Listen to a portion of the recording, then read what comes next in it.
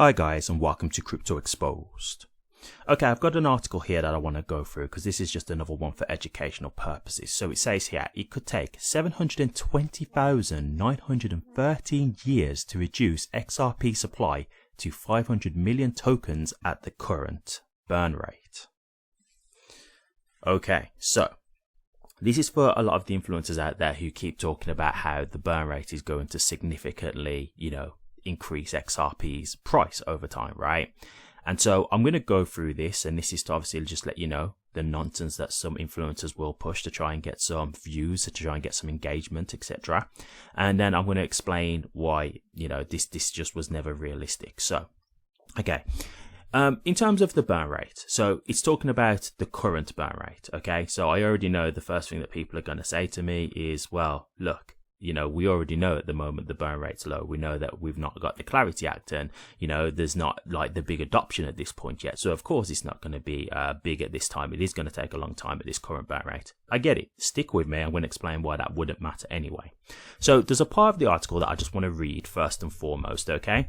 And then I'm going to get into why this was just never realistic and just break this down. So this is just the part of the article that I want to cover. So it says, at this pace, the network destroys around 2,611 XRP every week and roughly 11,560 XRP during a 31-day month. Over an entire year, the burn mechanism removes XRP from the supply. Some members of the XRP community have discussed the possibility of reducing XRP supply to just 500 million tokens. However, calculations based on the current burn rate show that such a goal is unfeasible in this lifetime. To bring the circulating supply down from 67.22 billion XRP to 500 million tokens, the network would need to remove about 66.72 billion XRP. With only around 138,000 XRP burned each year, it will take approximately 483,478 years to achieve this target. Meanwhile, reducing the current total supply of 99.98 billion XRP to 500 million tokens would require the destruction of about 99.48 billion XRP. At the present annual burn rate of 138,000 XRP, this process would take roughly 720,913 years. This shows that lowering XRP supply to 500 million tokens is not realistic without any practical time frame during this lifetime unless the network's burn rate rises significantly. Okay, so I've included the last part because I know that's the thing that people are going to latch onto, right? They're going to say, well, yeah, the burn rate is still got to rise for this to, come to fruition, where the burn rate would be so high that obviously the price would then have to rise. Okay, so let's just look at what they was talking about in terms of years right now, right? So we're talking here that the numbers that we're talking is hundreds of thousands of years. So even if we was to say that the XRP burn rate was to just, dramatically rise, do you know how much it's going to take for it to drop from hundreds of thousands of years to let's say 10 years, 20 years, something like that? Do you know how much the burn rate would have to significantly increase to get it to that point to where it's an actual scare, to where the price would have to, dramatically increase? We're talking multiples of times that it would have to increase by, ridiculously, to a point where, it's not even realistic, basically, is what I'm saying. It's like when people talk about, market cap, right? And I know a lot of people say the market cap's not right because of how crypto market caps are calculated. You've got to understand this, right? Even if it's not the exact amount of money that's going into the market cap to get it to that price, there's still a certain amount of money that it needs to get to. So, for example, when you talk about XRP going to $10,000, right, you still need literally trillions of dollars to go into the market cap to be getting to some of these figures that people suggest, right? Even then, it's not a thing where you can just say, oh, okay, it only takes a few thousand and it'll still go up to that kind of market cap. No, there still has to be a certain amount of money that will go into the market cap to get it to these kind of prices. And when you're talking about the $10,000, you're talking the market cap of the entire stock market. It's ridiculous, right? So it's just not realistic. So in regards to this, the burn rate, so This something that was said before by someone from Ripple. Now, I'm not going to say a name because I can't remember exactly who it was. I would love to be able to find it so then I could show you the actual post or whatever, but I can't remember who it was. So it was definitely someone from Ripple. And they were talking about XRP because they was talking about this longevity, because one of the things that they were saying is, well, how long can this last? Because XRP has a finite supply, right? So they were saying, well, is this going to be a thing where it only lasts for X amount of years and then we're in another conundrum again? And they basically said, look, we basically crunched the numbers. Even if XRP was successful beyond our wildest dreams, the burn rate, it would still last 70 years. At the bare minimum, they said. 70 years, because that was the thing that they was worrying about. They're saying, well, how long will this last? So they were saying, look, even if XRP was more successful than they could have ever imagined, it would still last for at least 70 years.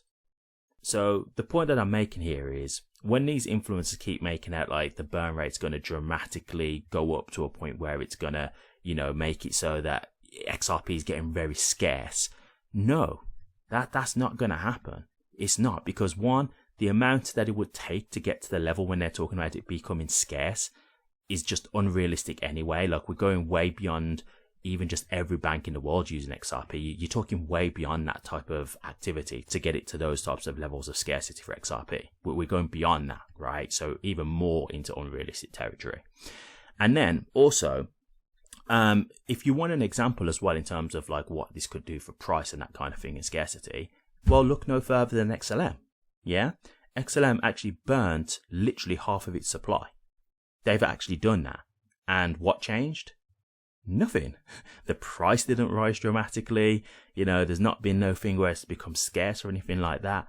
So it's not really changed anything. Now, again, you could say, look, we haven't had the big adoption yet, so maybe in time it could change. Maybe, but again, the point that I'm making is it's still not going to get it to a point where, XLM is just going to become this completely scarce asset, because they're comfortable to do this because they know it's not going to be a thing where it's a concern for them. Because, look, David Schwartz has spoke on this before, and he's actually said, burning it doesn't really, it's not going to change anything. It's pointless. Like, yes, you can do it, but it's not really going to change anything anyway. So David Schwartz has actually addressed this. So yeah, realistically, this isn't something that, Ripple would do, because it's just not going to change anything anyway. Like, the best thing to really get the price action going is actually just trying to create, utility for XRP, like different use cases, different partnerships and stuff like that.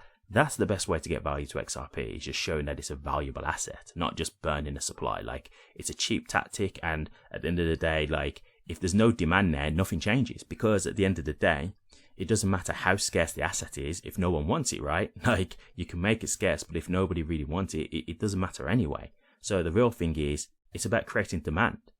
That's what it's about, and that's where it's like getting the utility, getting the partnerships, getting people wanting to utilize the network. That's the type of stuff that's going to really bring value to the network.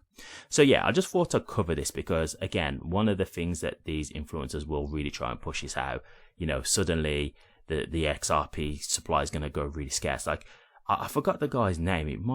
I forgot the guy's name now, but there was one influencer, and he was saying like how it could get to a point where there's only like 15 XRP to go beyond all the exchanges, and they're sharing it, and this is how XRP could get to, I want to say he said like 1 million per token or something like that. And it was just absolutely ridiculous, because it's just like, the fact that you're even saying 15 XRP around all these exchanges, you're talking complete fantasy. Like, it's absolutely ridiculous. So look, in terms of like burning the supply, it might sound like a good idea on paper. It's really not. Like, it's just not going to change anything. And at the end of the day, it's the demand that's going to bring the value. Like, that's what's going to bring the value. Like, just burning the supply doesn't change anything if nobody's going to use it. So we really need the demand there. That's what's going to help create the real value. So that, to me, is where we should be looking to, not these types of like cheap tactics to try and just raise up the price a bit, because those are the kind of things like where it's short-term thinking. Like, I don't think you're thinking about the proper long-term, perspective when you're thinking like that. So yeah, in regards to the burn rate, look, it's going to be fine. Like, because even if XRP is massively successful, it's been said that it would still last for like 70 years. So even if like XRP was hugely successful to a point of what some of these influencers try to claim, it would still be fine. Like, they wouldn't have such a limited supply to a point where they'd have to be dramatically raising the price. That just wouldn't be the case. So I thought I'd clear this up, because once again, you've got these influencers trying to push this type of narrative, and it's just not accurate. So I hope this helped. Okay, I'll leave it there. If you did like this video, please remember to like, comment, and subscribe so you can be updated for future XRP content. And don't forget to hit the notification bell so you can be alerted on when I do drop a new video. Thank you very much for watching this, and I'll see you all on the next one.